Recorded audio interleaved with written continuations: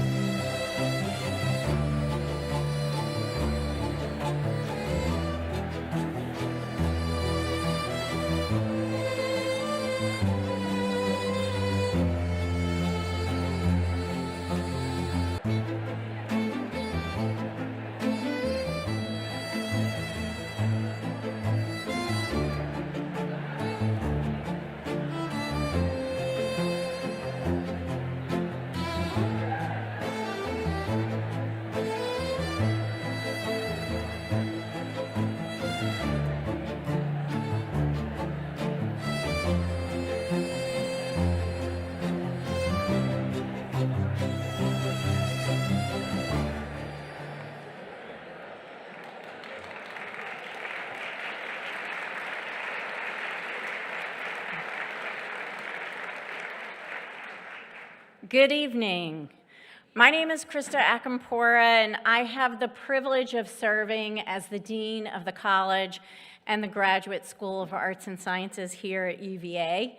To our featured panelists, who I'll introduce in just a few minutes, our esteemed guests from the community. I see a lot of faces that I recognize out there. My fellow university leaders, faculty, staff, and students, welcome. We're so grateful that you decided to spend your time with us this evening. Tonight's event, Disagree, Discuss, Understand, a conversation with Dr. Cornel West and Dr. Robert P. George, is the first in a series titled UVA250, our university-wide celebration of the 250th anniversary of the Declaration of Independence. This event is severally sponsored by the Office of the President, the College and Graduate School of Arts and Sciences, the Office of Engagement, the Karsh Institute for Democracy, and the Miller Center.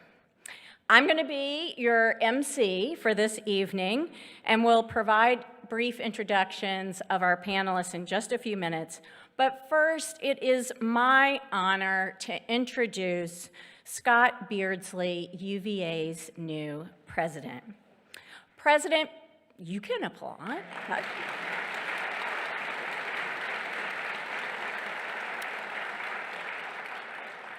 President Beardsley knows this community well. As a longtime dean of the Darden School of Business and a lawn resident, my neighbor, for over a decade, he helped build UVA's graduate business school as the best in the nation. He did so by driving innovation, expanding UVA's footprint, and shaping a student experience recognized globally. President Beardsley believes deeply in the power of education, ideas, principled leadership, and civil dialogue, values that define UVA and make tonight's conversation especially meaningful. Please join me in welcoming President Scott Beardsley.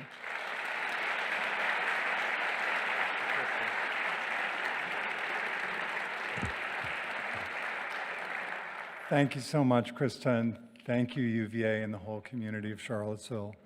This is the first time that I'm standing in front of you all, faculty, staff, students, alumni, members of the community, saying that I'm the president of UVA, and I just want you to know that it's an honor of a lifetime.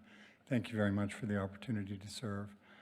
I promise to serve this institution, this extraordinary institution, with care, ambition, and heart, and to make sure that every student, faculty, and staff member, and this whole university as a whole, can strive to reach its full potential. That's what motivates me, helping others.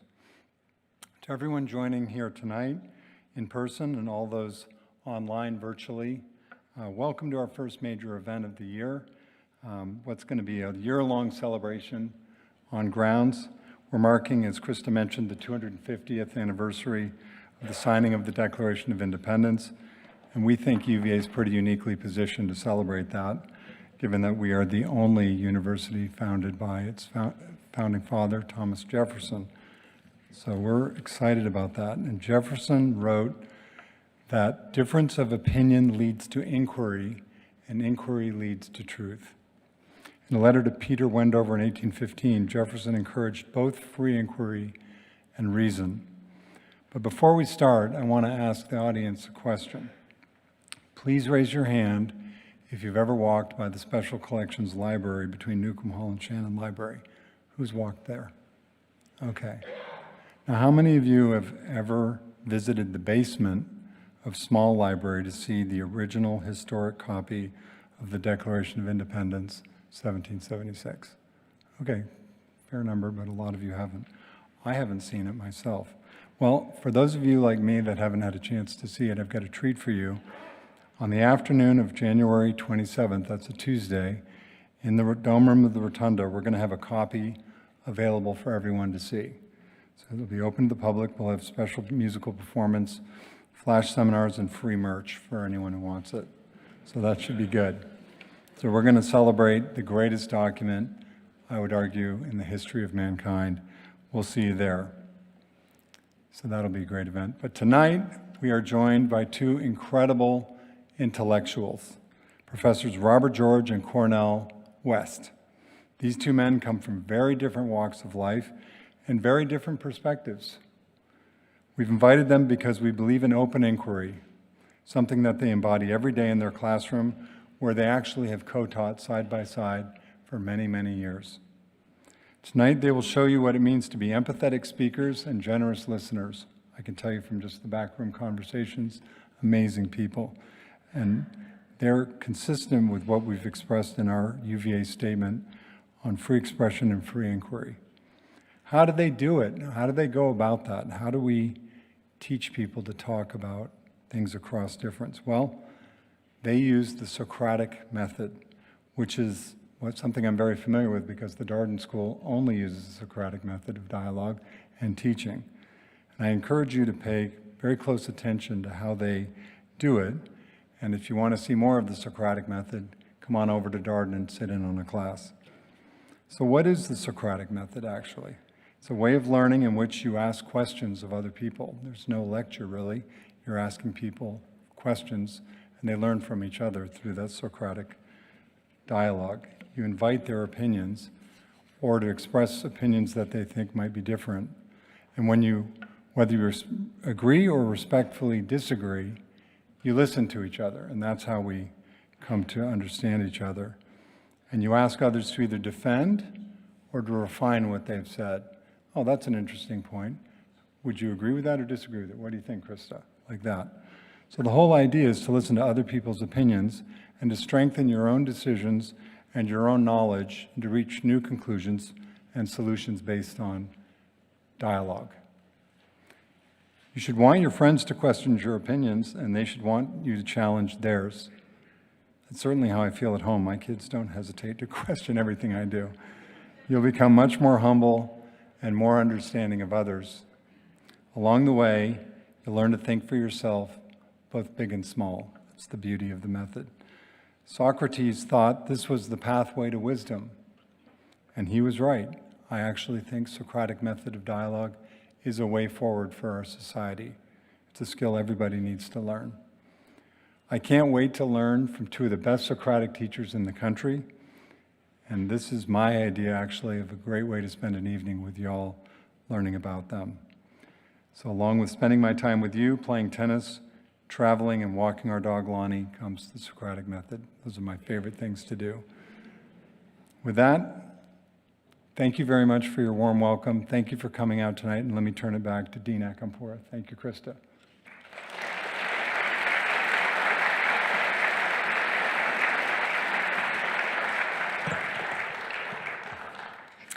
Thank you for those words, President Beardsley. And to that fine setting that you gave us, I would simply add the observation that today, January 15th, is the anniversary of the birth date of the Reverend Dr. Martin Luther King, Jr. And some of you likely know that Dr. King spoke here in this very place on March 25th, 1963. All thanks to our students who were eager to hear different ideas and opposing viewpoints here on grounds. What Dr. King said in another context about Virginia might hold true about our overall theme of the evening, fruitful disagreement in an age of division, to quote the subtitle of the books available right outside the room. Dr. King said, "As Virginia goes, so the South goes, perhaps America and the world. May that be the true seeds of what we sow this evening." So without any further ado, I'm going to invite our distinguished guests to join me here on stage. Here they come. You can give them a round of applause.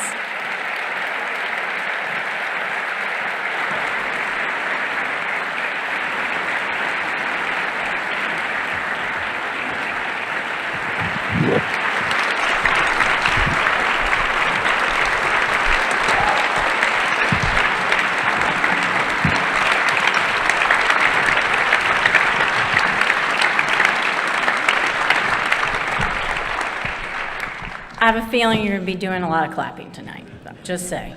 Dr. Cornel West is the Dietrich Bonhoeffer Chair at Union Theological Seminary and one of the most influential public intellectuals of our time. He has devoted his career to engaging broad audiences on questions about democracy, justice, love, and moral responsibility, while advancing the legacy of Dr. Martin Luther King, Jr. Dr. Robbie George is the McCormick Professor of Jurisprudence at Princeton University and founding director of the James Madison Program in American Ideals and Institutions. He is a leading scholar of constitutional law, natural law, and political philosophy, and has shaped national and international conversations on law, ethics, and human rights through both his scholarship and public service. Professors West and George are the authors of Truth Matters, a dialogue on fruitful disagreement in an age of division. Again, available after our gathering tonight. Joining them as moderator is our very own Jackie Arthur Montaigne, the John L. Now III Assistant Professor of Classics and a member of the Faculty Advisory Committee to the Democracy Initiative here at UVA. Our panelists will engage in dialogue for roughly 45 minutes, and then it will be your turn to ask some questions. And now, Professor Montaigne, let's get the conversation started. Thank you very much. And thank you so much to Doctors George and West for being with us this evening. In both the cover of this book and in the first chapter, we get a glimpse into the long friendship that you have made over the years, including getting to know one another's families and family histories. But you start by telling a story in the first chapter about coming together as more junior scholars at Princeton University through a fundamental commitment to Socratic intellectual humility. Now, we've heard from our president about the Socratic method, but for our first question tonight, I'd like to ask you, what is Socratic intellectual humility, and why is it so important in our present moment? Dr. George, if we could, I'd like to start with you.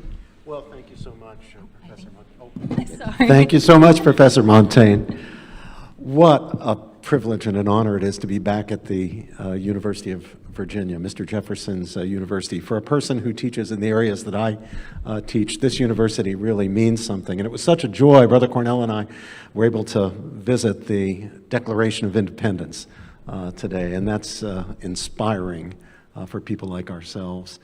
And it's just wonderful to be at a place where I get to reconnect with old friends like Professor Julia Mahoney, Professor James Davison Hunter, Professor Brad Wilcox. It's just so great to be with you. And this university is so blessed to have the talent of such distinguished teachers and scholars. And gosh, I feel like we're inaugurating President Beardsley, and that's an honor too. And I want to congratulate him on his rise to power, I guess, as people say these days.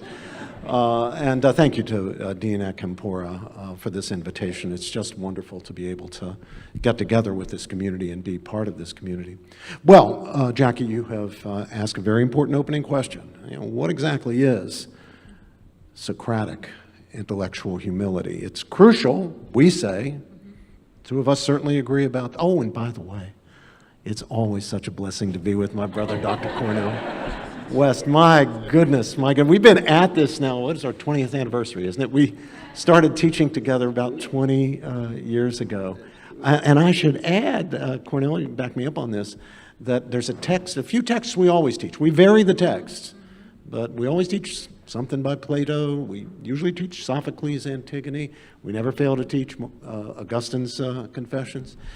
But we also never fail to teach Martin Luther King's letter from Birmingham jail, because it is such an important American contribution to our thought about political morality, and very relevant to this question about intellectual integrity and humility. Now, perhaps the best way to get at this question of intellectual humility and its importance, Socratic intellectual humility and its importance, would be for me to take a poll.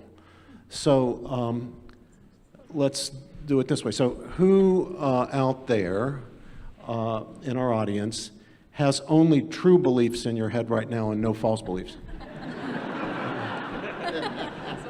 Somebody raising his hand. Well, yeah. Thank you, Pope Leo, for joining us this evening.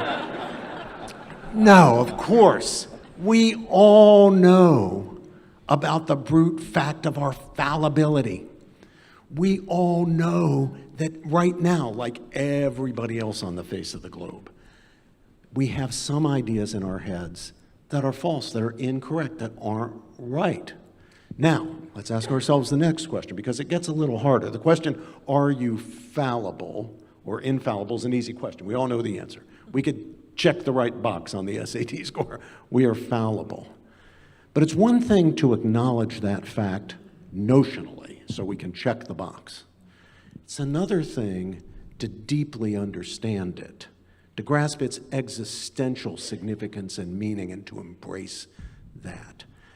And perhaps the way to get at that is to just remind ourselves that we can be wrong, and probably are wrong, every single one of us. Not only about the relatively minor, trivial, superficial things in life, the things that we don't care that much about. We know that we can be wrong, and in some issues, or in some cases, probably are wrong right now about some matters that are of deep significance. Important questions, questions of meaning and value, questions of human nature, the human good, human dignity, human rights, human destiny. Now, we believe what we believe because we believe it to be true. That's what it means to believe it. But at the same time, we know that there may very well be, indeed, and all probability are, some beliefs even about the important things, the things we deeply care about, our most cherished beliefs, our identity-forming beliefs, that we're wrong about. Now, try taking that on board.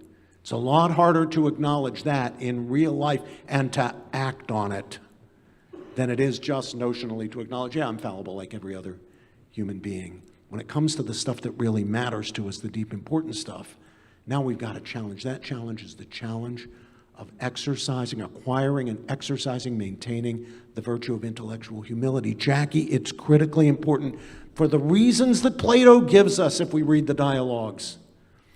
The pursuit of truth requires it. If we fail to take on board deeply existentially the reality of human fallibility, our own fallibility, we're never going to learn anything. We will simply be reinforced in what we already believe. Now, we'll be reinforced in the stuff that we believe that happens to be true, but we're going to be reinforced in the stuff that we believe that happens to be false. We'll be close-minded, and we will be on the highway to becoming an ideologue and a dogmatist. There is nothing more antithetical to truth-seeking than being an ideologue and a dogmatist. And if you're a university professor, for our colleagues out there, you're in danger not only of being an ideologue and a dogmatist, we professors can be in danger of, even though we would deny it, becoming indoctrinators. And indoctrination not only is not education, it's not what we're called to do, it's not our vocation, it's the very antithesis of education. Our task, our vocation, our calling, is to expose our students, confront our students with the very best that has been thought and said across the range of beliefs on the matters that are within our subject matter, whether it's philosophy, whether it's ethics, whether it's political theory, whether it's sociology, whether it's the interpretation of Shakespeare. In so many fields, there may be one or two exceptions, but in so many fields, the way knowledge proceeds, it's why President Beardsley and his colleagues over at the business school conduct things by the Socratic method. The way knowledge proceeds in the vast majority of fields is by engaging the best arguments on competing sides. Not just in political issues, but across the range of issues. That's how we've got the best shot. There's not a guarantee, but we've got the best shot of being able to swap out some of those false beliefs in our head and replace them with true beliefs. So that Socratic intellectual humility is the fruit of the genuine existential acknowledgement of our own fallibility. And its purpose is to facilitate, enable the enterprise of truth-seeking. I always enjoy my brother when he's laying it out with such insight. It's always a joy to be with my brother. I just love him so, even when he's wrong. You know what I mean? I love him when he's right. I love him when he's pursuing truth. That's just what it is to be a brother to another brother. He's on the vanilla side, I'm on the chocolate side. I know that. He's Catholic, I'm hang loose Baptist. We understand that. But it's true that we try to allow ourselves to be used by something greater than us at a moment of such overwhelming grimness and dimness. It's a blessing to be here with Sister Dr. Jam. Yes, indeed. Give it up for this sister. Give it up for this sister. Definitely the faculty, University of Virginia. I've been blessed to come down to this grand place for the last 40 years or so. The memories of Richard Rorty, who mean the world to me. He was my mentor. I was talking to Brother Mark Edmondson about that. And I'm standing in line, I see Laurie Balfour, who going back to Harvard and Princeton years, one of the finest philosophers and political theorists, writing on Toni Morrison and Du Bois and others. Mark Jefferson somewhere here, who is an assistant dean at the law school, one of the most brilliant and decent human beings that I know. And I can go on and on. Deborah McDowell, it just goes Sebastian Jackson, Michael Smith, who taught my godson, Brian Gerard. University of Virginia for me is just not any ordinary place. It's been consecrated. And so I salute the captain of the ship. It's dark, so I can't even see my vanilla brother over there out of Alaska and now Brussels, Belgium, and now Charlottesville. But I salute the captain of the ship and give it up especially. He was telling me that his beloved father's just moved here. And it's a beautiful thing to have family together. And Brother Robbie and I know that in many ways we're here because of our dear Sister Julia. Where is Sister Julia Mahoney? There she is. There she is. Now, I never met Brother Paul in the flesh, but it's a blessing to see him as well. Both of them. Give it up for all of the folk I've met, John. Absolutely. I haven't even got to Sister Sherry Winston yet. Is she here somewhere? Where is Sister Sherry? Where is she? Where is she? Oh, yeah. Oh, there. Yeah, absolutely. Good God Almighty. She's the director of the Rotunda. Isn't that something? All of that rich legacy of Thomas Jefferson coming out of Peter and connected to William Small at College of William and Mary, and friendship with Joseph Cabell, whose hall we're in. Yes, indeed. And my answer to the question. I haven't forgotten now. But there's a sense in which I'm not sure Socratic humility is a phrase I accept. It's very interesting. I come from the legacy of Jerusalem, where humility is a fundamental feature of the way of life. Where Socrates says in the Meno, I go about injecting perplexity into people. I'm not really sure Socrates is humble. And it's a fascinating conversation. And what I mean by that is that figures like Lucian and Erasmus and Jonathan Swift and the great Chekhov and the blues. And there's no Martin Luther King Jr. without the blues. They begin with tears. Socrates never sheds a tear, he never cries. Which means for me, he never loved anybody. Anybody who's loved somebody will shed tears. At their funeral, when you're betrayed, tears of joy, graduations of children and so forth. Socrates has a deep sense of intellectual integrity that I love. A deep sense of preoccupation with perplexity, even curiosity, but humility is even deeper. Humility has to do with the term that Shakespeare coined in Hamlet for the first time in the English language, heartache. Now, of course, by the time Billie Holiday got to it, good morning, heartache.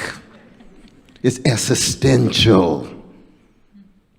Experiential. Socrates, for me, is a necessary but not sufficient condition for genuine humility. Because he's got perplexity and curiosity. All of our students, we want to Socratize you. We want you to be injected with the levels of perplexity and curiosity exemplified by this particular Athenian brother. Plato was Socratized. Aristotle was Socratized. Augustine was Socratized. Robbie, Jackie, I know most of you all, but I don't want to speak for you. But you see, when you come out of the legacy of Jerusalem, where Jesus weeps, that's deeper for me. Because you can have an intellectual integrity tied to a moral fortitude, but you weep because you are so fundamentally committed to a loving of others. That's Martin King, when he spoke here in '63, that our dear sister Dean Krista laid out. I know what the deans, it's definitely somewhere too, and we got two magnificent deans I just met tonight. I haven't even got to the other ones yet. So that when we begin, we want to be able to connect genuine intellectual perplexity, wrestling with the mystery of being human, wrestling with the overwhelming suffering of people in every corner of the globe, every minute of the species. And how do we then create moments of interruption, which has to do with a bearing witness to a love. And it could be love of truth, it could be love of beauty, it could be love of goodness, love of the holy, it could be love of grandmama. It could be love of Ray Ray. It could be love of a whole host of things. And in that way, I think the legacies of Athens, Jerusalem, and we can go to Paris, London, Edinburgh. We got to talk about Edinburgh, talk about Thomas Jefferson, right? There's no Thomas Jefferson without Scotland. No Thomas Jefferson without Francis Hutchinson. No Thomas Jefferson without William Small, his teacher at College of William and Mary, straight from Scotland. And the legacies of Harlem, Vine, Hill. Used to be this community right here. I think it was Vanguard Hill, I think it was. That? Vinegar Hill. Well, even Vinegar. Oh, Lord have mercy. I don't know what black folk naming themselves after Vinegar for. No, I believe in sweetness. And soul ain't nothing but the sharing of a soothing sweetness against the backdrop of catastrophe. So Vinegar, I got to talk to my brothers and sisters about that. But I know a whole lot of them still here as part of this larger grand community to be Socratized, but also to go beyond Socrates, to out-Socratize Socrates in the name of a love that's rooted in unbelievable wounds and bruises and scars and tears, which makes all of us in the end human. At least I think human at our best. But would you agree with the Socratic humility, or what you think of Socratic humility? I want to say a word in defense of Socrates on the humility point. He was my great-grandfather. So. Yeah, I understand. He's hanging out with him, hanging out with him. Yeah, so, no, I agree that in the fullness, in the fullest sense, the virtue of humility, what we call humility, is fundamentally a Judaic virtue, and it comes to us mediated through Christianity as on the whole. But Socrates says repeatedly, I know that I know nothing. He's deeply aware of his own ignorance. Now, what he says when he says, I know that I know nothing, isn't actually true. He actually knows more than everybody else. Right? He's making a point. What do they call that? Hyperbole, I think they say. But he is also commending, endorsing a virtue of intellectual humility. Now, I think where we might rightly say he falls short of what we get in the Jerusalem stream as opposed to the Athens stream is he's got it pretty much restricted to the intellectual life. I think it's richer, it's fuller, of course, in the Jerusalem stream, but I'd say at least that much for him on the issue of humility. So I think it's not quite right to say, well, the Greeks didn't know about the virtue of humility. That came eventually with Christianity. No, the Greeks knew something, and the greatest Greeks practiced the virtue. And he does practice the virtue.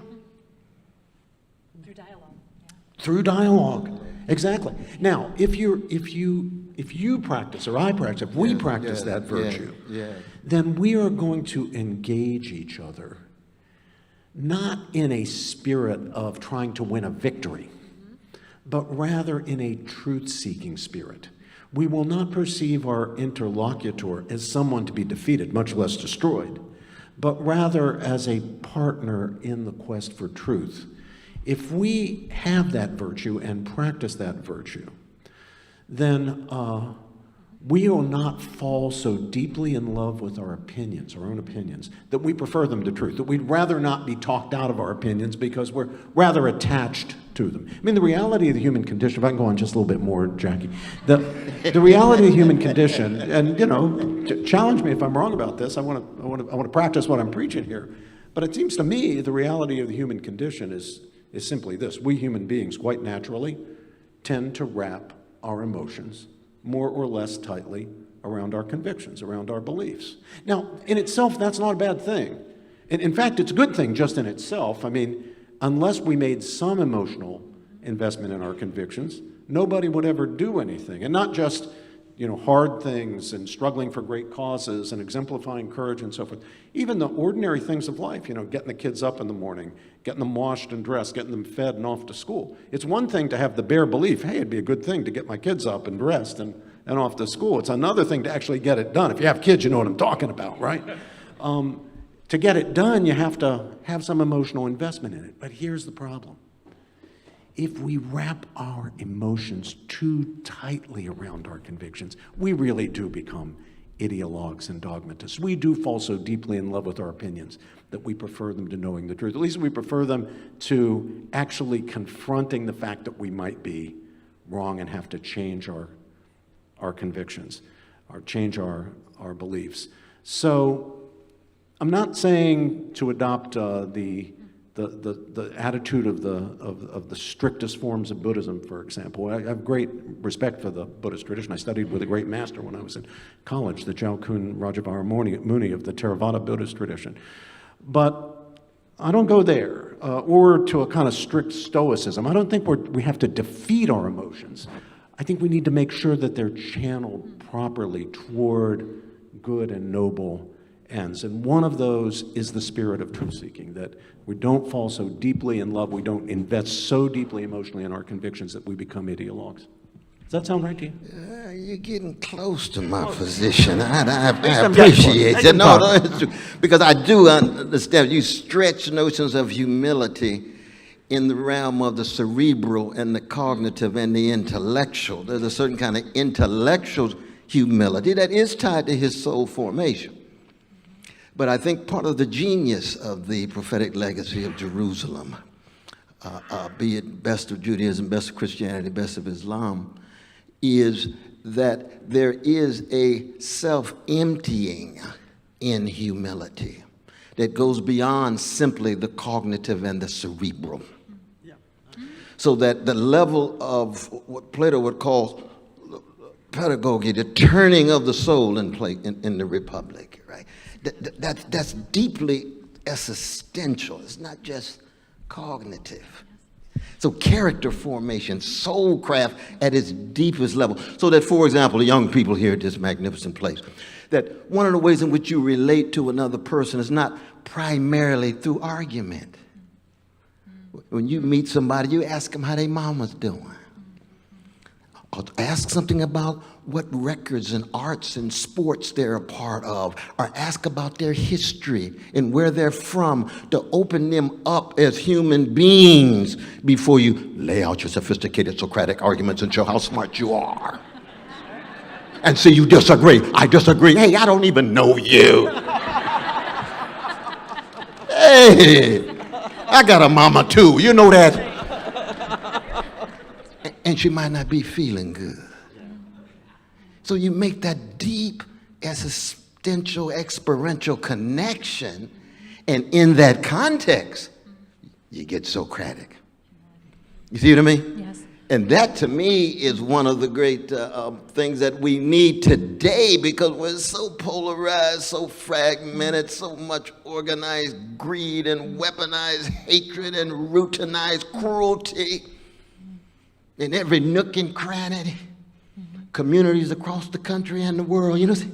And part of the great legacies of Athens and Jerusalem, we can go to Lagos, we can go to Beijing. We can go to other places as well. But most of us have been shaped by the legacies of Athens and Jerusalem. And certainly Thomas Jefferson, when he talked about the Negro, the black person, has an unbelievable level of moral sense, of integrity, of fidelity, of beneficence, which for him was the highest faculty of any human being.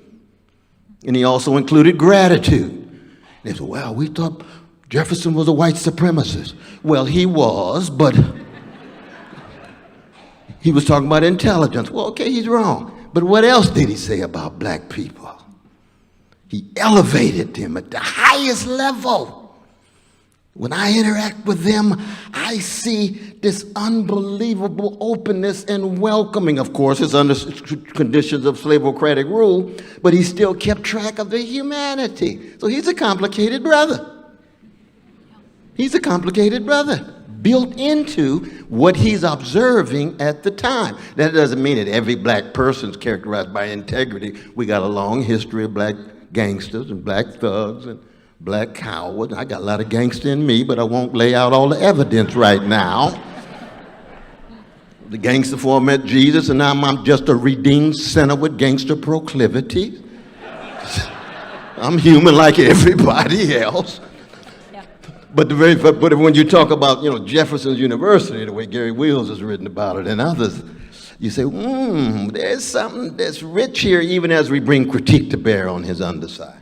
You know, Jackie, what you and what everyone here just witnessed and heard, that's intellectual integrity. That's what it is. That's what it is. There's a complicated story. You tell the complicated story in all of its richness, the good and the bad. I mean, we can glorify figures like Jefferson and turn them into plastic saints. We can vilify them, turn them into demons. But if you're serious about the truth, then you do what Cornel just did. And how rare is that today? It's beautiful. Thank you. Yes.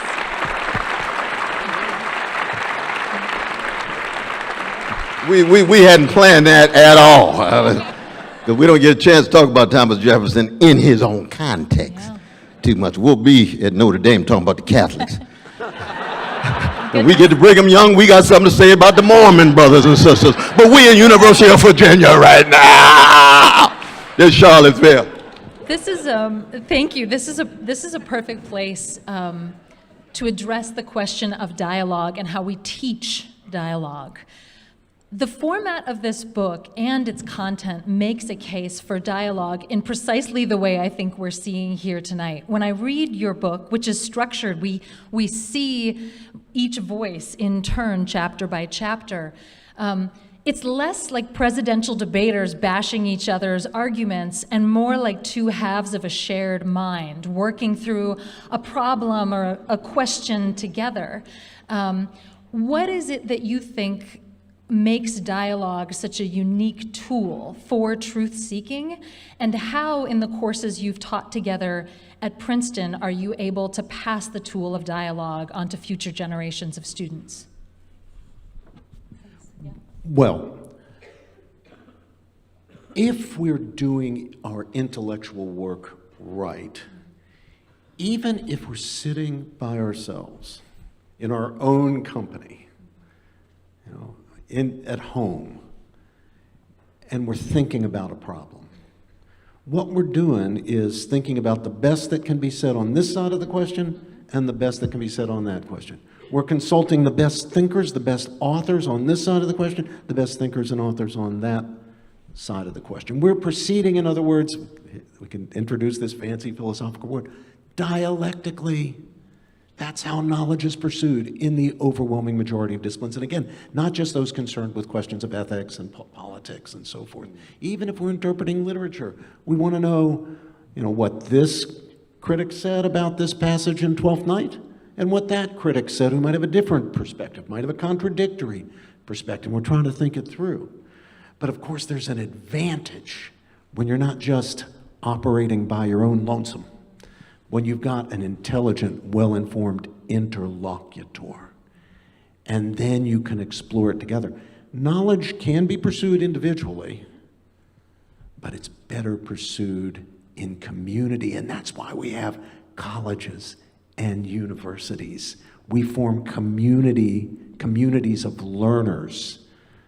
We sometimes say communities of scholars and teachers, but the scholars, the teachers, are learners too. It's not just the students, right? We're learning all the time. Now, you raised the question, Jackie, how can we best teach how to do dialogue? And here I'm reminded of that saying attributed to St. Francis. St. Francis is said to have said, "Preach the gospel always. If necessary, use words." Big, beautiful insight. Preach dialogue. Tell your students about the importance of dialogue. Use words, but the students will learn even more by watching it, by observing. What we need are exemplars. Now, that doesn't exempt anybody from teaching and even sometimes doing a little bit of preaching. Students need that. They need to be told, they need to be reminded, they need to be exhorted, but they will learn even more if at the same time you are exemplifying it. We all need role models, not just kids. That's why the great traditions have saints and heroes and so forth, right? Because we need role models to exemplify the virtues that we're trying to impart. Well, the intellectual life's no different. We need role models. Now, sometimes when people hear role models, they mean, celebrities and politicians or public intellectuals. Well, yes, I mean, we'd be a lot better off if we had some celebrities and politicians and public intellectuals who were good role models, but it's not just their job. It's mom and dad and grandma and grandpa and auntie and uncle and pastor and coach and teacher and librarian. All the grown-ups need to be role models. And as the kids come along, they need to be role models for each other. So how do we best teach it? I suspect that when we're teaching together, I hope even when we're teaching individually, our students learn more from what they see of us, see of our interaction, than they do from the actual words that we say in the class. Now, it also works the other way around, unfortunately. If students see dogma, ideology, they see their professors, they see their role models spouting this stuff. I mean, actors and politicians and others can do a lot of harm by being bad role models, by exemplifying not the virtues that we need, but the vices that are just damaging our public life so badly. We owe it to our young people at all levels, not just the celebrities and the public intellectuals and the politicians, but we owe it to our young people at all levels to embody those virtues, the mutual respect in dialogue, the willingness to listen, engaging your interlocutor in a truth-seeking spirit, not trying to dominate, not trying to win, trying to get at the truth of the matter. Kids are smart. They'll pick it up. They'll know what you're doing. They know when you're trying to manipulate, they know when you're being dogmatic, and they know when you're really seeking the truth. And when they see it, they want to be like that. Same, by the way, with truth speaking. Now, we're all fallible. None of us are going to know the truth perfectly. None of us are going to know it completely. None of us are going to exhaust it. It's bigger than all of us. We're going to get some things wrong. We've already established that. I did my poll, right? But, especially today, it's hard for people in the silos to say things that are unpopular with the constituencies that they care about. They're worried about being rendered marginalized. They're worried about being kicked out of friendship circles, political parties. They're worried about somebody saying bad things about them on the internet, maybe damaging their futures and so forth. You know? But sometimes integrity requires that you say something that's going to make you unpopular with your own team, with your own side. Cornel and I have a lot of experience with it, you know? And I'll tell you, folks aren't real forgiving about dissenters, about heretics, you know, about people who question what the group is supposed to stand for. But you need the courage to speak the truth as God gives you to see the truth, fallible though we are, to speak it. And young people so desperately need to see the grown-ups doing that, and they're not seeing it. No, Indeed. You know, I was blessed to be taking the Brother A.D. Carson's class today.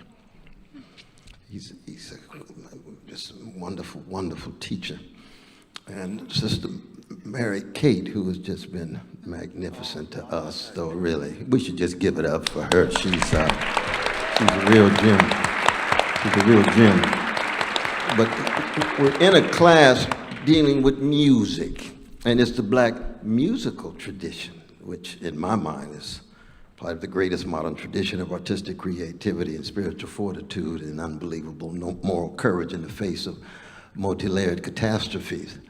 But I'm just biased, but I believe I'm right. But that's right. We can get to Sarah Vaughan and John Coltrane and a whole host of others to make my case, but we'd have to pull out some horns and some drums and things, even though he plays a serious banjo.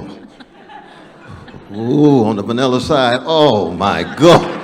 He playing some banjo coming out of West Virginia. And Hank Williams and B.B. King are cousins. Y'all know that. They both blues. And I say that because in Carson's class, what I was able to see was the interplay of dialogue and something bigger than dialogue, which is music. You know, jazz musicians used to say, don't let the notes get in the way of the music.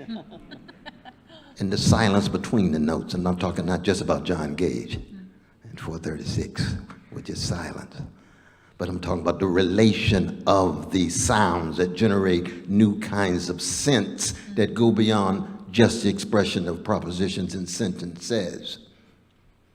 That's true in relationships. Hutchison, teacher of Jefferson, talks about the beauty of conduct, the beauty of friendships, the beauty of relationships. That's not just dialogues through language.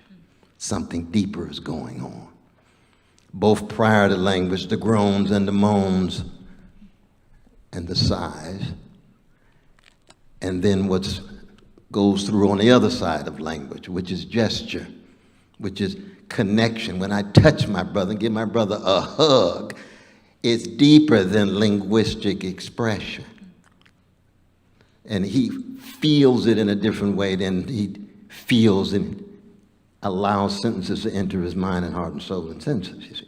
And I say that to say is that for our students, I hope that the role of the arts and its relation to narratives, it could be religious narratives if you're Christian like myself, if you're deeply secular in some ways, the way Thomas Jefferson was. I mean, he's a deist, but you know, that doesn't make him go to Sunday school, you know what I mean? He got his own Bible that he's revised and so forth and so on. Okay, Tom, work it out, work it out. Give me Luke and Paul and Jesus, but all right, I'm too Baptist for you. Fine. I got much to learn from you, Mr. Jefferson, even as a deist who would eliminate all of the superstition and the miracles and so forth and so on. You see what I mean? But one more point about the fact that we're here on stage. When you look at the history of modern drama, it could be Ibsen's The Dollhouse or Chekhov's Three Sisters or Raisin in the Sun. What is crucial about that is how do people learn how to understand by means of linguistic communication? And one of the fundamental themes and motifs of modern drama, culminating in Samuel Beckett, who ain't nothing but a vanilla blues man on the Irish side of town.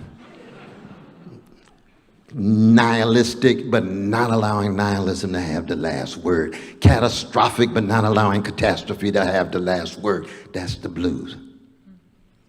But what is the major theme? We just can't communicate. Dee Dee and Go-Go not communicate.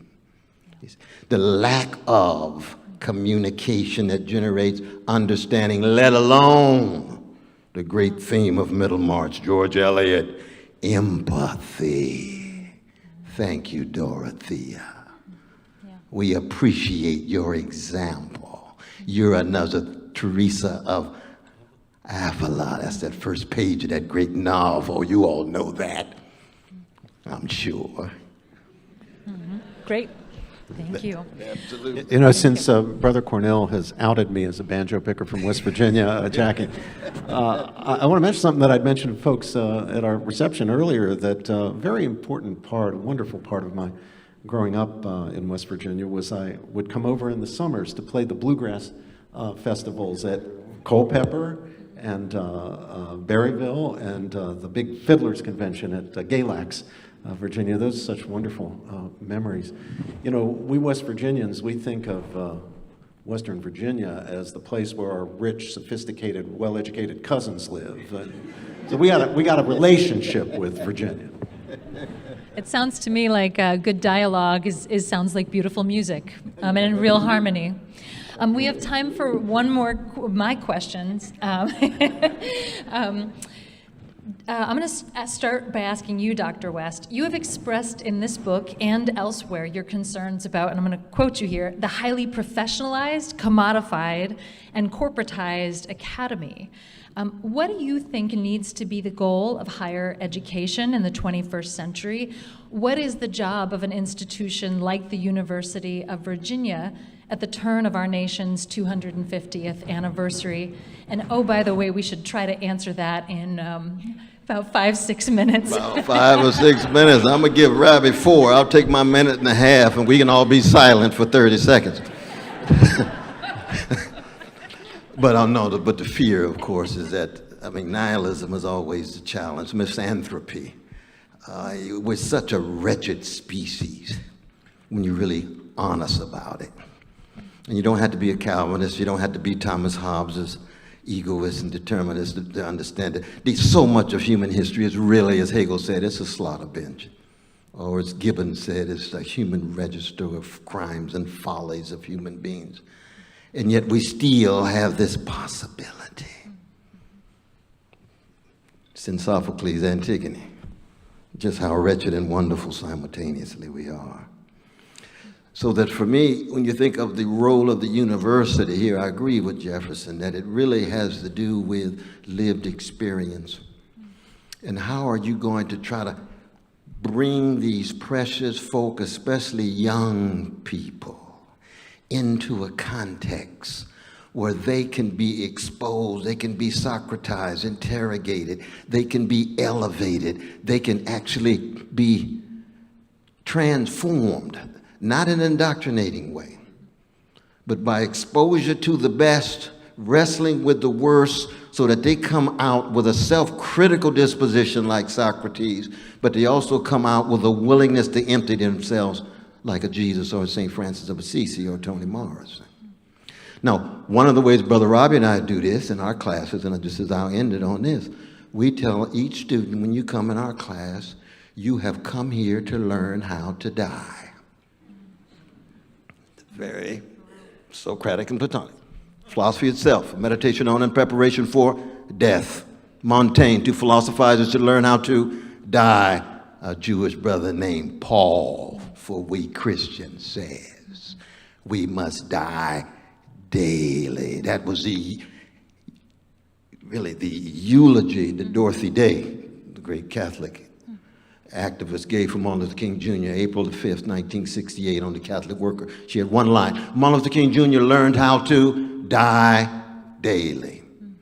Because when you learn how to die, you muster the courage to critically examine yourself. And when you let go of certain assumption or presupposition, that's a form of death. For what? Rebirth.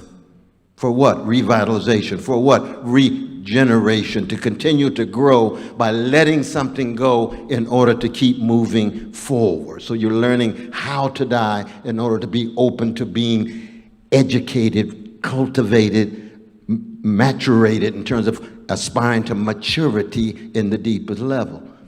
And that's true for not just the students, that's true for staff, part of the education, faculty, part of the education. And with all the role of sports and arts and relationships, all of that, what do they call it, an ecumenical? That's a strange phrase, but we appreciate it, Mr. Jefferson. Ecumenical village.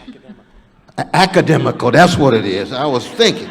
It's academical village. What the Germans call Gemeinschaft.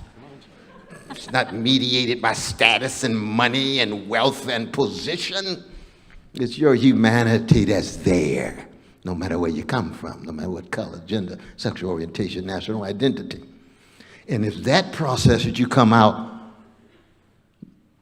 actually better, you hope, so that when they graduate from University of Virginia, you ask them on graduation day, did you really learn how to die? They said, I'm thinking about it now, I'm rejoicing, but yes, I did, because I've come out stronger, more fortified, and I've come out trying to be a force for good. I think we have time for a few minutes, maybe as a prelude to some of our audience questions. Yeah. Well, Jackie, it seems to me it's pretty straightforward. The mission of the university is fundamentally about the pursuit of truth.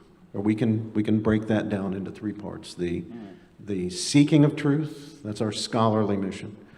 The preservation of truth or knowledge. What's knowledge? Knowledge is knowledge of truth, so preservation of knowledge. We do that with our libraries and our museums and in other ways as well. And you know, the way we try to maintain a tradition, we don't want knowledge to be lost. It's always got to be open to questioning, right? What we think is knowledge might not turn out to be knowledge, might not turn out to be true, so we always have to be open to question. But we can't afford to lose what's gained in any domain of scholarship. And then third, the transmission of truth, or the transmission of knowledge. That's the teaching mission of the university. And since we have so many of our precious students here tonight, let me just focus a little bit on that third one, the transmission of truth. I think here we have a specific mission, and that is to form the young men and women entrusted by their families to our charge to be determined truth seekers themselves and courageous truth speakers. That means we're not only getting stuff into their heads, we're doing what Cornel referred to as soul craft. And we have to be careful here, no indoctrination, right? Socratic. It's what I'm talking about is what Cornel means by Socratizing people, forming them to be determined truth seekers. That means self-critical and courageous truth speakers, because sometimes you're going to arrive at unpopular truths. You're going to arrive at things that if you say them, they're going to upset people, they're going to make people mad, people that you care about, people on your side in politics or in some other competitive domain.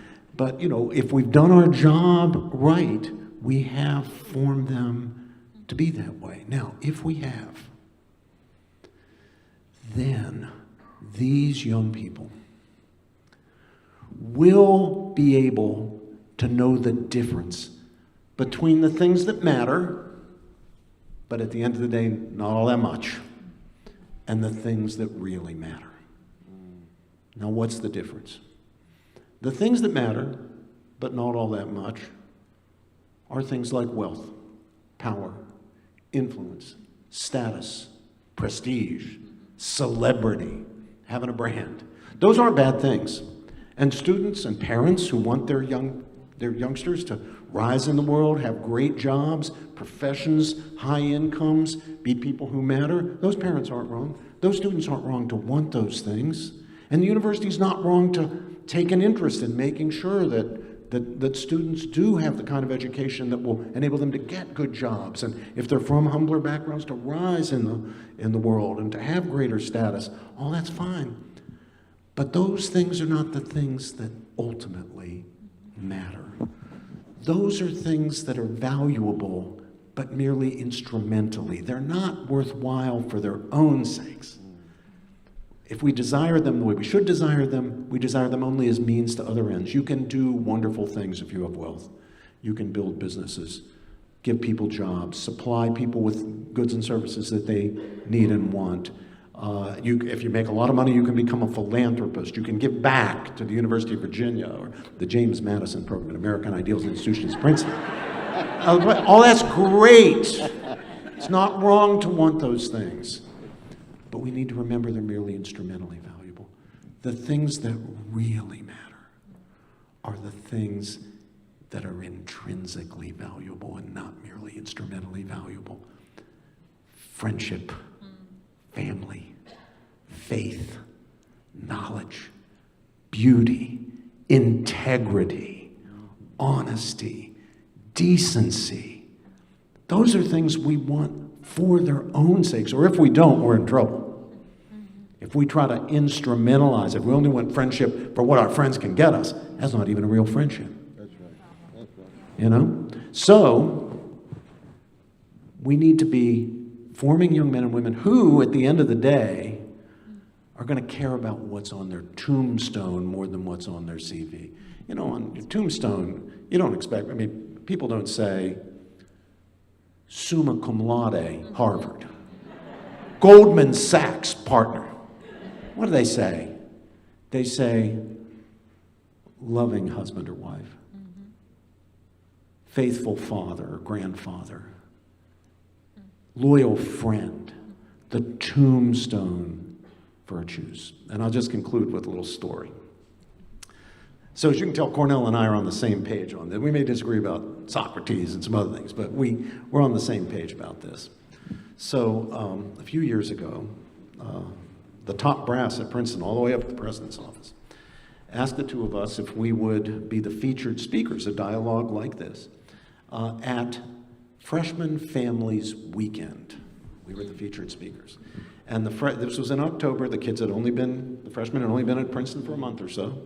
And they were there with their parents. They were all fresh-faced and happy. And the parents were just thrilled. Their kids are at Princeton, and they're sitting out there, and they're getting to experience a little Princeton themselves. And the spirit in the room just couldn't have been better. It was just wonderful. The parents are excited. Everybody's happy. So our moderator, it was Dean Jill Dolan. Ask me your question. Ask us your question. You know, what's the mission of the university? And I gave the answer that I, just gave. And I talked about the things that are really important. And then we do want your kids to get great jobs. And Sullivan and Cromwell and Goldman Sachs, and we want them to be very successful. But remember, that's not the fundamental goal here. The fundamental goal is to, form our young men and women to be courageous, determined truth seekers and courageous truth speakers, and to seek knowledge and value knowledge. And I could tell I was not making the sale. Making the sale. So finally I kind of looked over to Cornel and said, well, Cornel, you say a word about this. And he said, your sons and daughters are coming here to learn how to die.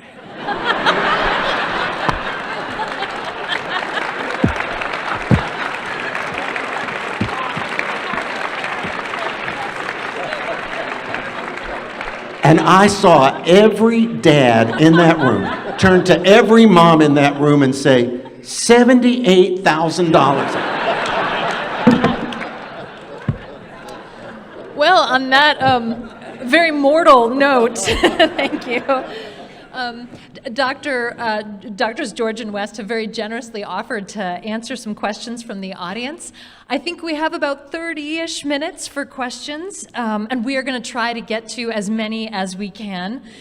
If you would like to ask a question, please just raise your hand, and our mic runner will find you.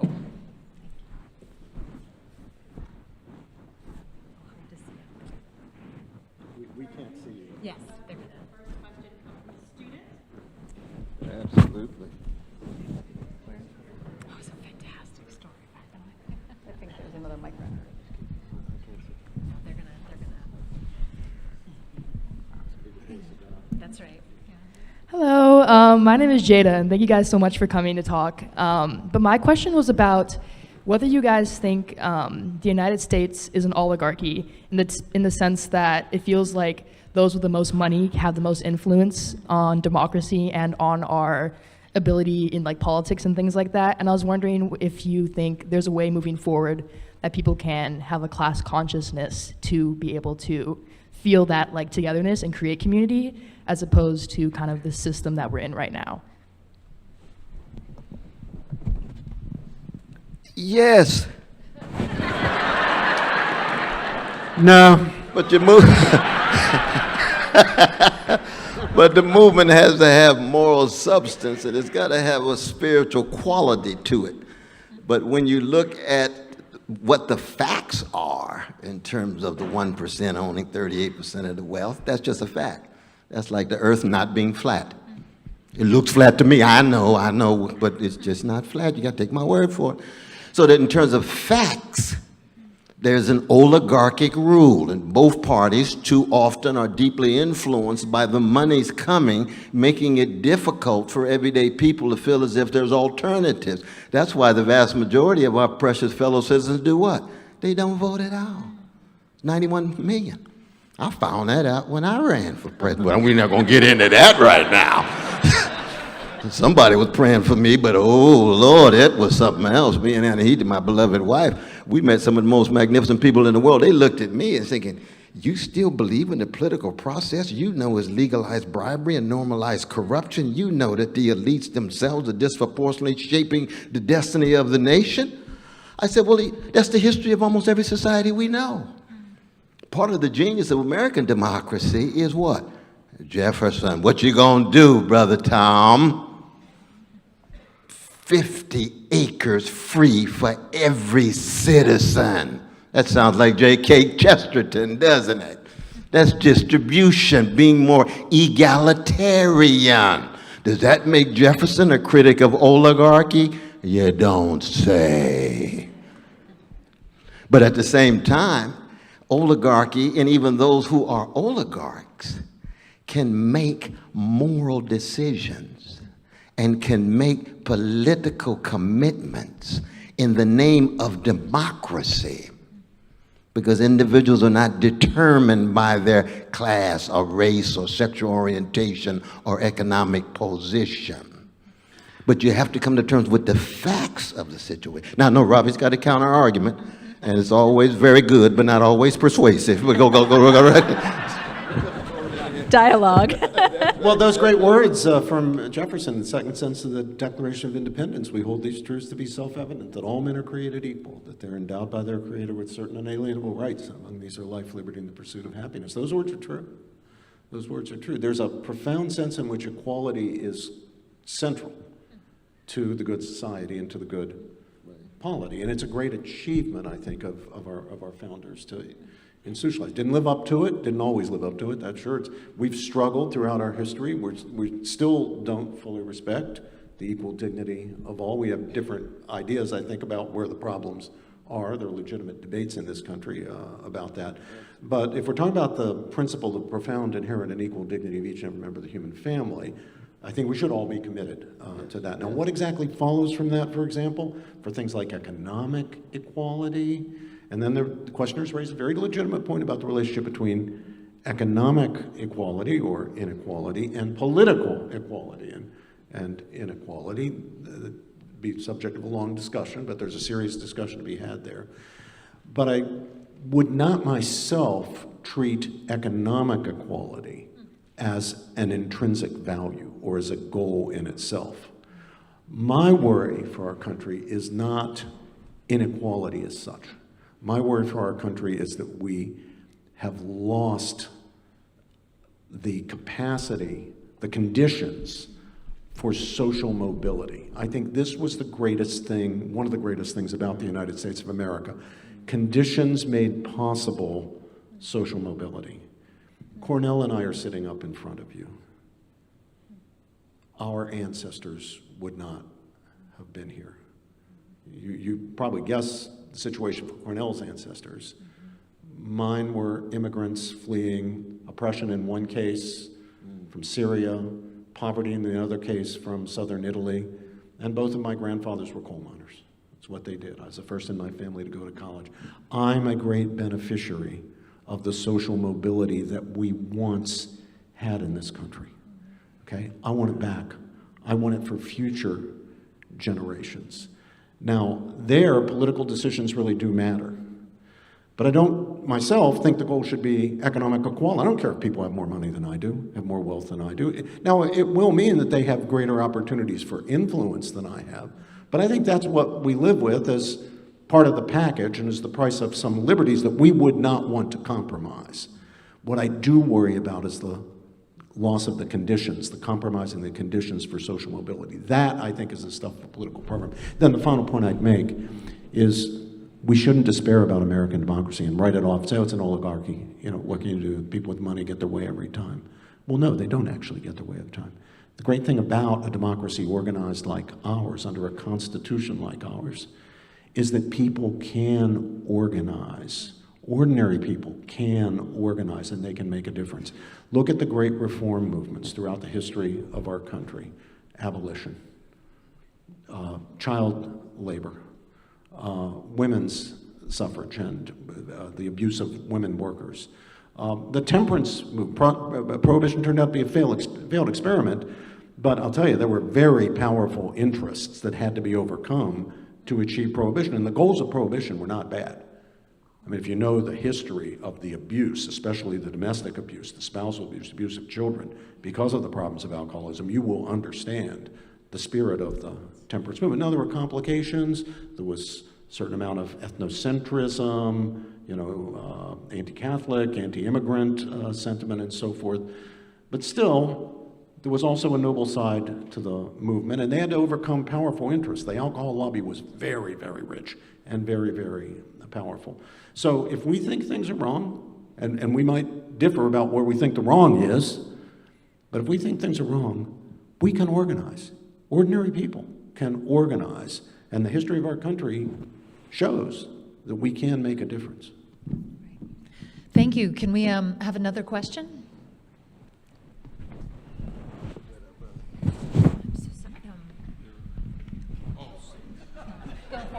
Go for it, Dr. West. Thank you, sir. Thank you. I was a student once upon a time here as well. Graduated in '71. But you're like me, you've started dyeing your hair gray. Is that to get the respect of your side? You do it to get the respect of my I students. did, yeah, and most everybody's buying dark stuff, not for me. White hair gives certain panache. Anyway, my question to you was, in keeping with tonight, the theme of tonight and the series on Virginia 250, I wonder if either of you or both of you, esteemed gentlemen, would offer an opinion on what I consider one of the ultimate acts of Socratic method, which is the strange bedfellows of Madison, Jay, and Hamilton coming together to write the Federalists, and the significance of the Socratic method in the constitutional debates of 1786 and 87, ideologues notwithstanding, that compromise produced results, because ultimate truth could not be agreed on everything. You needed compromise, to the extent that some states like Rhode Island said, I'm not in until you guarantee me a Bill of Rights. Would you comment on that, gentlemen? That, to me, seems to be quintessentially Socratic, the Federalist Papers and the debates, the Constitution. Thank you, sir. Oh, that's a beautiful question, though, brother. Thank you. Definitely. Beautiful hair, too. Back at you.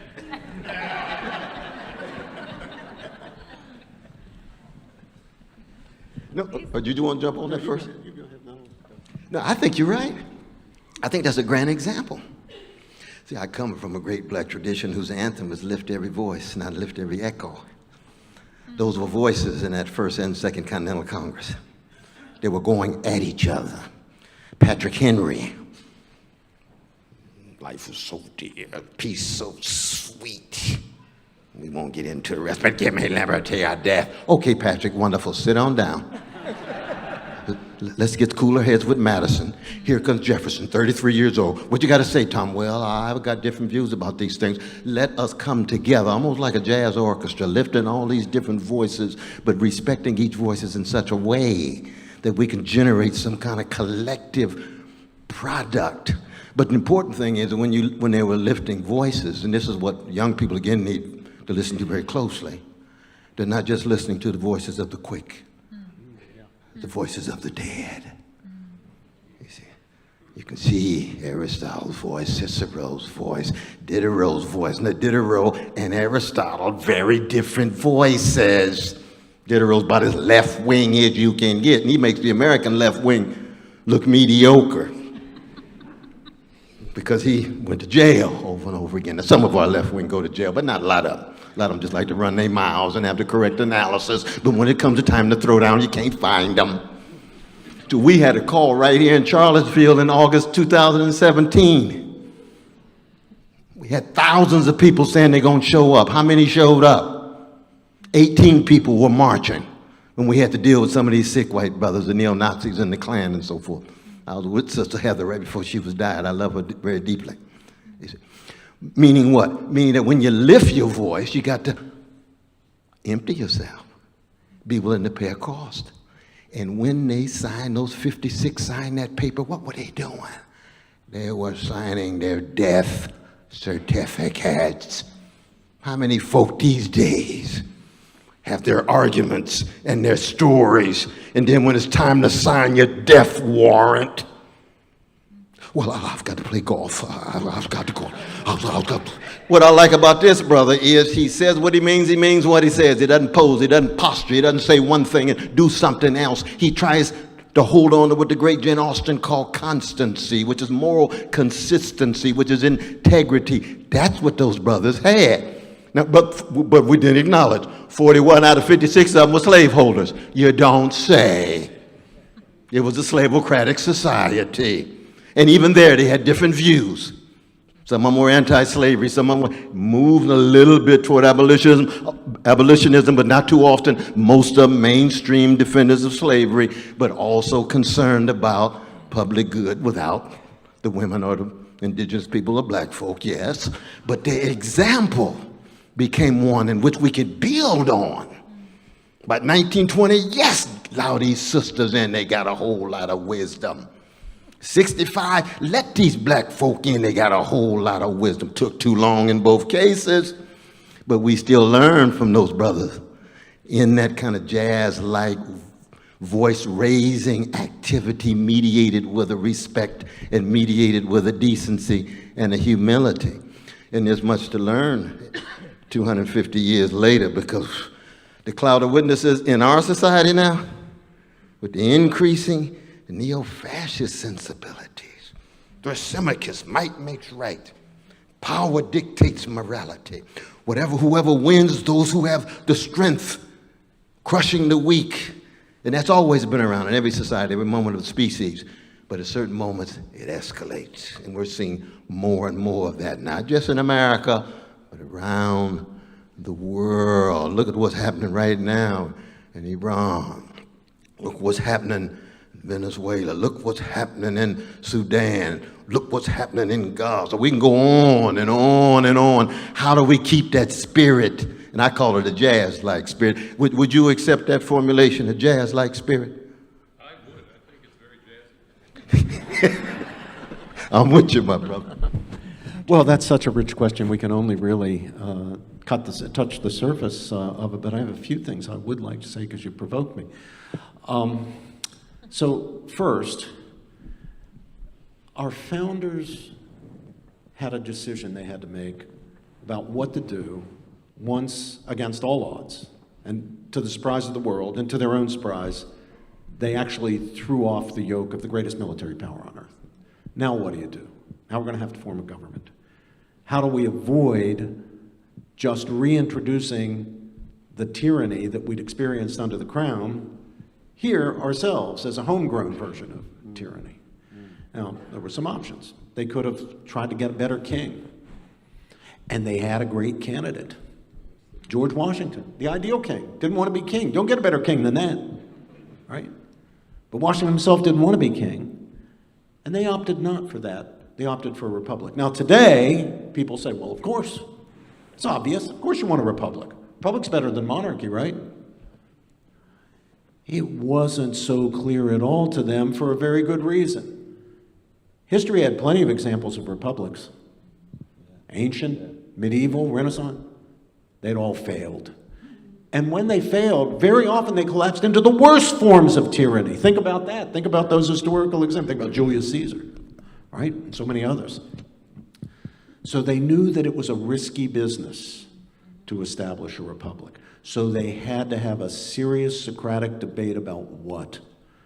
How we can construct a constitution that will enable a republic to, now to quote Lincoln years later, long endure.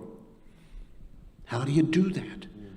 And Madison, God bless him, Jefferson's closest associate, Madison, Princeton man, Madison came up with a really good idea. He thought, you know what?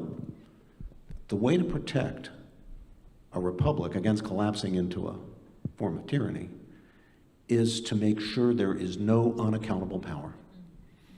It's to make sure that power is dispersed between levels of government. A national government is a government of delegated and enumerated and therefore limited powers, and states as governments of general jurisdiction exercising what the common law tradition calls police powers, plenary authority, protect public health, safety, and morals. And then even within the national government to establish a separation of powers, unlike the parliamentary systems that existed, where you've got an executive that's separate from the legislative, and where you have an independent judiciary. These are really novel ideas. So if we look at those unlikely companions, Madison, Hamilton, and Jay, who ended up in different places politically, remember, once the Republic was established, you see them in those Federalist Papers making arguments in a true Socratic style about how best to achieve the protections of Republican government that needed to be achieved, how best to make power accountable, right? That's how to do it. So that was a great Socratic dialogue. Now, it did require compromises, no question. Ultimately, the great compromise. You know, it was not easy for people like Hamilton and Adams to compromise with the slaveholders. Not easy at all. And it probably wasn't all that easy for the slaveholders to compromise with them. They had to give up some stuff too, actually, if you look at the various compromises. But they had to be made because that's what statesmanship required if we were to get the Republic going. Many of those who opposed slavery, and even some who practiced slavery but knew it was wrong. Start that list with Jefferson. Jefferson said, speaking of slavery, I tremble for my country when I reflect that God is just and that his justice will not sleep forever. But they thought if we get the right kind of regime, as a political scientist would today call it, into shape, into place, slavery will itself die out or put it on the road to extinction. Now, unfortunately, developments, including technological developments, gave slavery a new lease on life, so it couldn't happen. But there was a Socratic dialogue.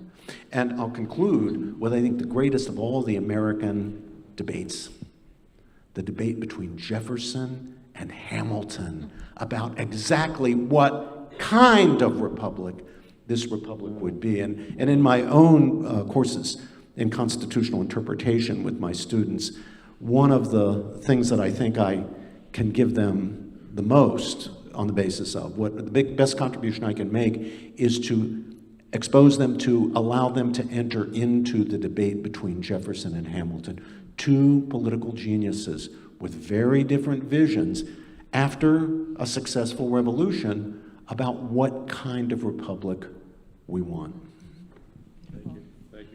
Thank you. I think we have time for one more question, and if our mic runners could ideally find one from a student, that would be ideal.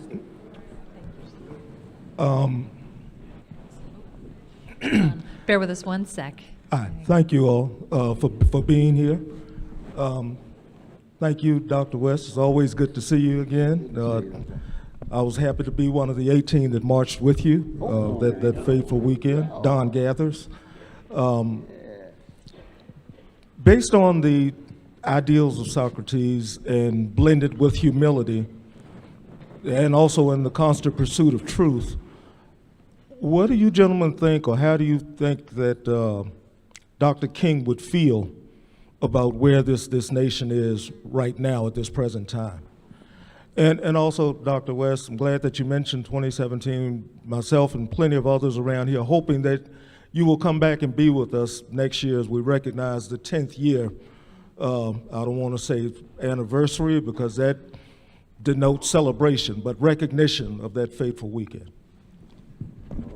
And your name again, my dear brothers, what? Don Gathers. Brother Don Gathers, definitely. Count me in if the Lord allows me to live that long. I don't like to take each day I don't take it for granted, you know what I mean? But if I make it till August 12th, I'll be there. I can tell you that right now. No doubt about that. Because we started at St. Paul's. That was right across the campus. Is that right? And remember, we got stuck there for 2.5 hours when they were marching around. They wouldn't allow us to come out. And so we must have sang This Little Light of Mine 55 times in a lot of different keys and what have you, and I still couldn't find the right key, but that was all right. Then we was at First Baptist. Is that the name of the church? That sunrise service that we had? It was a beautiful thing. It really was. It was a beautiful thing. But I would say this, that you remember when Martin King was trying to make his way back to Ebenezer Baptist Church that Sunday, April the 4th. He had to call in the title and subject matter for each sermon always on a Thursday morning. And the name of the sermon he had planned to teach was, America May Go to Hell. He didn't say America should go to hell. He didn't say America will go to hell. He said America may go to hell. Because every experiment in social life, no matter how precious, if these citizens do not, each generation, regenerate levels of character and vision and courage, you lose the best of what was transmitted to you. Now, he never got a chance to preach that sermon at all. But my hunch is that if he were to look at America today and said, you know, the great Rabbi Heschel said that America's future would depend on how they respond to the legacy of Martin King, having to do with issues of poverty, having to do with issues of materialism, having to do with issues of racism, having to do with issues of militarism here and abroad, that will lose the best of this precious experiment in democracy, where rights and liberties have some gravitas for many and at its best for all. But he knew it was always uncertain. There's no guarantees at all. It depends on the courage of folk, insight of folk. So my hunch is that if he showed up, it would depend on where he showed up. I live in Harlem. I live in Manhattan, where 27% of the people live in poverty and 1 out of 24 are millionaires. So if he showed up in parts of my neighborhood, he would say, Lord, have mercy. May go to hell, it's already a living hell. But that's not the last word. They still fighting, they still loving, they still organizing. They still have a civic consciousness. They have a political program of trying to keep track of the humanity of each, and coming out of our tradition, the Christian tradition, in which each person made in the image and likeness of a loving and mighty God has a dignity and a sanctity that the world didn't give them and the world can't take away. And you try to keep track of that dignity and that sanctity, no matter who they are. And King would say he's committed to keeping track of that humanity, but he would see a living hell. And it's not just materially, because when Martin was talking about materialism, he was talking about soulcraft, the quality of relations, the capacity to love, the capacity to empathize with others, the capacity to sympathize with others. That's not an ideological and political question primarily. It's a moral and spiritual question. And once a society loses that, what all of those founding fathers would agree on. Even Madison, I know he's a Princeton man, but he was the second rector of University of Virginia. So we don't want to excessively appropriate our brother. But Madison, Hamilton, Jay, Henry, Hancock, we can go across the board. No republic can survive without a cultivated sense of civic virtue. It could come from Baptists like me, it could come from Jews, it can come from atheists, it can come from Catholics, it can come from Mennonites, it can come from Lutherans. If they don't cultivate a sense of civic virtue, you're going to lose your precious experiment in democracy, no matter how many laws you pass. Now, I know law school's working on the laws, and we appreciate that.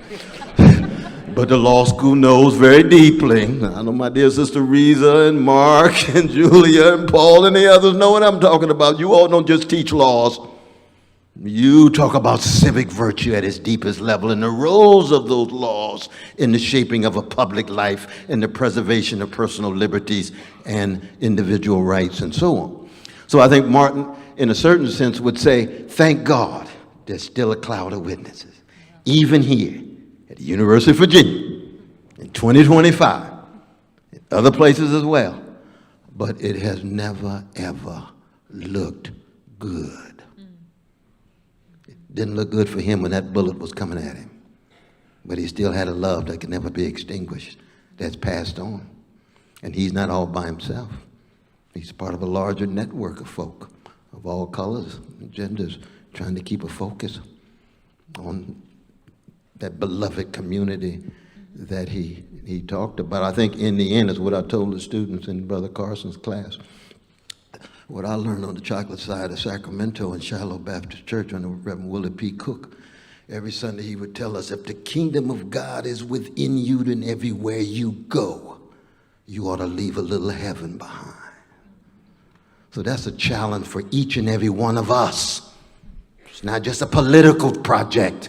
What kind of life are you living to exemplify a certain kind of integrity, honesty, and decency and courage, such that the King legacy, the Heschel legacy, we can go on, the Dorothy Day, the Edward Zayes, and so forth and so on, people who try to get us to highlight something bigger than our own selves.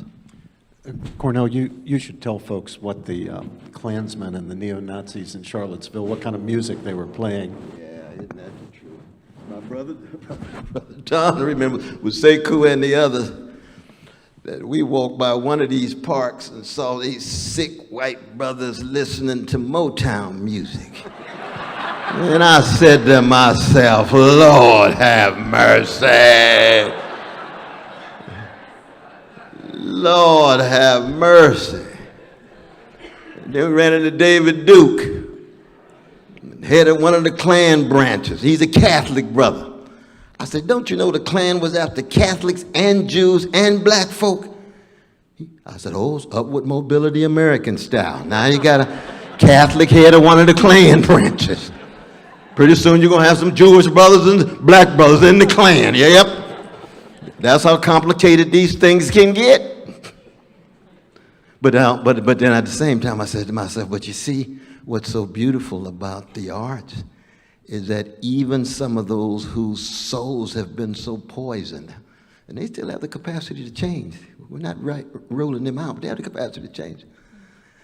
So poisoned, there's something human about the arts that can even touch them. How come? Because it can touch us.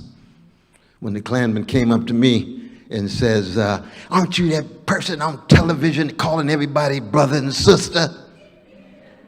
I said, yes, brother. He said, I can't stand that. And of course, what I want to tell him is, you never met Irene West, you never met Clifton West, you never met my parents, you never met Reverend Cook, you never met Deacon Hinton in Shiloh Baptist Church. I'm a Jesus-loving, free black man. I don't ask anybody's permission as to who I love. Anybody's permission. Then I turned to him and got evangelical. I said, God loves you just like God loves me. You choose to be a gangster and I'm working on it.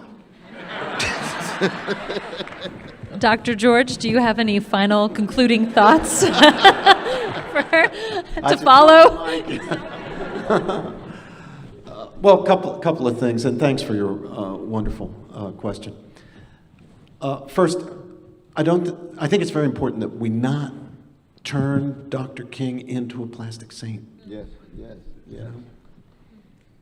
He was a human being like the rest of us. He had faults and foibles. That's right. If you haven't read it, it's going to be painful. If you haven't read it, you got to read David Garrow's biography. Just so you know the truth. Just so you know the truth. The whole truth. It's a complicated picture, as it is for every single one of us frail, fallen, fallible human beings. Number two, there is always the temptation to assume that if Dr. King were here with us today, he would agree with us. He would agree with me. I don't care where you are on the political spectrum these days, because he's been turned into a hero, been turned into a saint. People are just going to assume on issues that were not even live issues in his own time, he'd be on their side, he'd be on our side, he'd be on my side. Let's not jump to that conclusion. We don't know. Probably some things he'd be against what we are. He's complicated too, just like the rest of us. You know, we can't put them into a silo, you know, and just turn them into an avatar for our cause or our side. Now, that does not mean that we don't have important things to learn from him as part of living a Socratic life. Go back to that letter from Birmingham Jail, 1963. We teach it every time we teach together. I teach it in my individual courses as well. But I teach it in part because it is an example of Socratic debate. Now, if you know anything about the letter, then you know that the widespread belief that King is writing the letter against these 8 racists is wrong. The 8 clergymen who had written to King begging for him not to bring his protests to Birmingham were not racists. They were the opposite of racists. They had their reasons for not wanting King to bring his protests down, his nonviolent protests. They were worried about violence, not violence from King's protesters. They were very well trained and disciplined in nonviolence. They were the victims of violence. But the clergymen were worried about violence against them, violence in the city. And the clergymen pleaded, we are making progress without these kinds of protests. You know, don't come down and bring violence to our city. King had to respond to that. Now, you should have been tipped. If you've read the letter, if you actually read the letter, you should have been tipped off that this is not a debate between an anti-racist and a racist by the fact that King commends one of the clergymen by name for integrating his own church, cost him his pulpit in the end, to do that. So this is an internal debate about how best to advance the cause. Now, the great phrases, you know, that how long should we have to wait? They say, wait. You know, justice delayed is justice denied. These great phrases we love and that we learn from are there precisely because he's responding Socratically to the challenge from the ministers. So it's an example of Socratic debate. And then the final thing about King, especially if we're thinking, what would he say if he were here today, is to remember that while our situation is dire, I agree with Cornel about that 100%, we have rarely been as deeply polarized and alienated from each other as a country as we are today. And that's dangerous for a republic, very dangerous. The loss of civic virtue means the loss of civic friendship. The loss of civic friendship imperils Republican government, no doubt about it. But while we've rarely been in this condition, we have been before. Now, we all know about the Civil War. God, please prevent something like that from happening again. But even if we look at other circumstances of our history, we can think back to 1800, the election of 1800. It's hard to imagine a situation short of civil war as polarized as 1800. Including if you compare it to today. And when Jefferson won that election against Adams, when the Democratic Republicans, the Jeffersonians, prevailed over the Federalists, this was the first time we'd have a transfer of political power in what we would today call democracy. Our founders didn't like that word, a republic. Democracy is what killed Socrates, so they had a problem with democracy. But republic, first transfer of power. And it was an open question whether the Federalists would leave office, whether they would give it up. And it was very important in the end that Adams did it. We all owe Adams, even here in Mr. Jefferson's University, we all owe Adams a great debt.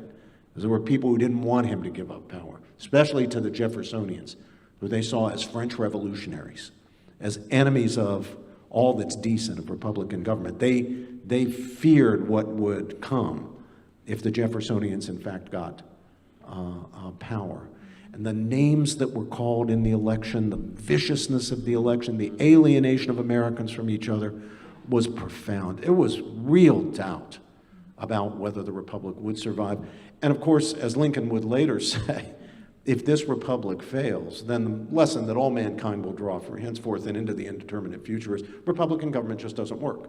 Human beings are just not fit for self-government.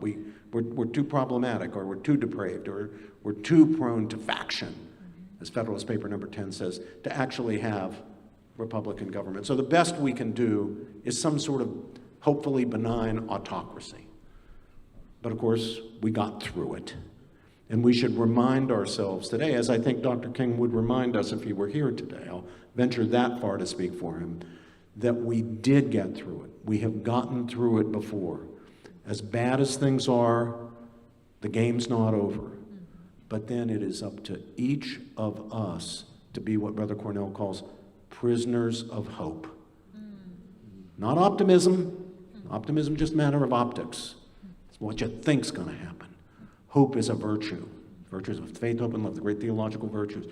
Hope means a willingness to get in there and help do our part to make it happen, to help the Republic to survive, to exemplify and model the virtues, the civic virtue that we do need if we are to rebuild the civic friendship without which republics are ultimately lost. Thank you so very much.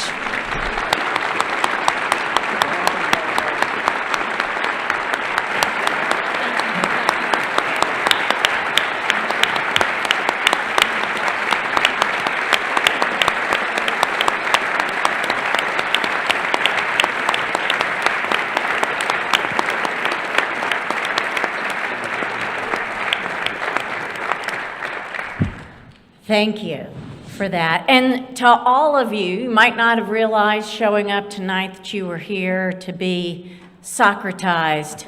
Maybe no sweeter words were heard than that by a philosopher. To our students especially, I hope that your Socratization enables you to have some reflection on what civil dialogue might be and what are the requirements of civility. It's not just mechanics. It's not minding your manners and waiting your turn to talk. At least that's what I heard and what I saw modeled here for us this evening. It involves calling yourself, holding yourself to account for thinking about the conditions of humility and integrity and love, which is what I saw modeled. So Professors West and George, thank you for being that model to us.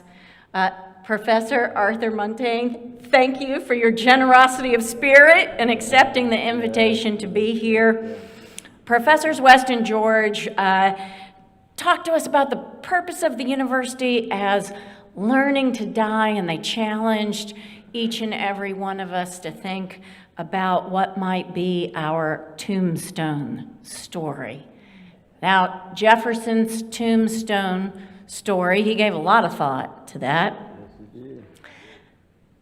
Author of the Declaration of Independence, the Virginia Statute on Religious Freedom, and you got it! A+ for all of you out there, father of the University of Virginia. I mentioned at the top of my remarks, this is the first in a series of events to celebrate the 250th anniversary of the Declaration of Independence. We have your emails now. You're all invited to the next one. Thank you for coming out tonight. Please join me again in thanking our speakers.